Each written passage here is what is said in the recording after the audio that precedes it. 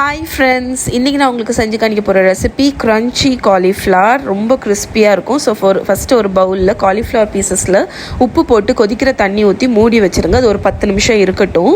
இப்போ இன்னொரு மிக்சிங் பவுலில் மைதா மாவு, கார்ன்ஃப்ளவர், அரிசி மாவு, அதுக்கப்புறமா baking powder, red chilli powder, கொஞ்சமாக உப்பு, அப்புறம் oregano, red chilli flakes, garlic powder, onion powder, parsley இவ்வளவும் ஆட் பண்ணி நல்லா மிக்ஸ் பண்ணிடுங்க. இதுதான் உங்களோட ட்ரை இன்க்ரீடியன்ட்ஸ். இப்போ இதே ட்ரை இன்க்ரீடியன்ட்ஸ்லேருந்து ஒரு 2 டேபிள் ஸ்பூனை இன்னொரு பவுலில் மாற்றிட்டு அதில் தண்ணி ஊற்றி ஒரு பேட்டர் மாதிரி ரெடி பண்ணிக்கோங்க.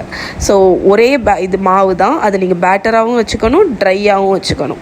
இப்போ நம்ம காலிஃப்ளவர் ஒரு 10 நிமிஷம் சோக் ஆகிருக்கும். ஒரு கத்தியை வச்சு குத்தி பார்த்தீங்கன்னா கொஞ்சம் ஹாஃப் குக் ஆகிருக்கும். அதை காலிஃப்ளவரை நல்லா வடிகட்டி அதை எடுத்து நம்மளோட வெட் பேட்டரில் முக்கிட்டு அதுக்கப்புறம் நம்ம வச்சுருக்கோம்ல அந்த வரமாவு அதுலேயும் போட்டு நல்லா டாஸ் பண்ணிடுங்க. நல்லா போட்டு நல்லா ப்ரெஸ் பண்ணி எடுத்துட்டிங்கன்னா உங்களோட வரமாவு காலிஃப்ளவரில் நல்லா கோட் ஆயிரும். ஸோ இது கிட்டத்தட்ட KFC சிக்கன் இருக்குல்ல அந்த ஸ்டைலில் நம்ம பண்ணுறோம். ஸோ இப்போ நம்ம எல்லாத்தையும் பண்ணிட்டோம்.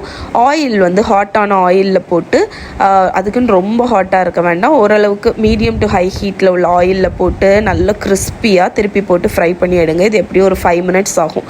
5 மினிட்ஸில் பார்த்தீங்கன்னா செம்ம கிறிஸ்பி ஆகிடுங்க உங்களோட காலிஃப்ளவர்.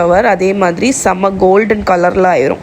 நீங்கள் இந்த மாதிரி திருப்பி திருப்பி போட்டு போட்டு போட்டு நீங்கள் ஃப்ரை பண்ணி எடுக்கணும். ஒரு ஸ்டேஜில் இந்த கலர் ஆனதுக்கப்புறம் பார்த்தீங்கன்னா நல்ல முறுமுறுன்னு இருக்கும். அந்த டைமில் நீங்கள் ஒரு வடிகட்டி வச்சு நல்லா ட்ரெயின் பண்ணி எடுத்துருங்க. அவ்வளோதான், நம்மளோட கிறிஸ்பி காலிஃப்ளவர் ரெடி. ஸோ இதை நான் ஒரு பிளேட்டில் வச்சுருக்கேன். இது இப்போ நான் காணிக்க போகிற சாஸ் பிங்க் சாஸ். இந்த ரெசிபி வேணும்னா சொல்லுங்கள், நான் உங்களுக்கு வீடியோ நெக்ஸ்ட்டு போடுறேன். இது ஒரு ஹோம்மேட் பிங்க் சாஸ், ரொம்ப வைப்ரண்ட்டான கலரில் உள்ள சாஸு, செம்ம டேஸ்ட்டாக இருக்கும். ஆனால் இந்த மாதிரி ஃப்ரைடு ஐட்டம் கூட அதை மேலே ட்ரிசில் பண்ணி இது ஹாட்டாக இருக்கும்போதே சர்வ் பண்ணுங்கள். இது கண்டிப்பாக ட்ரை பண்ணி பாருங்கள்.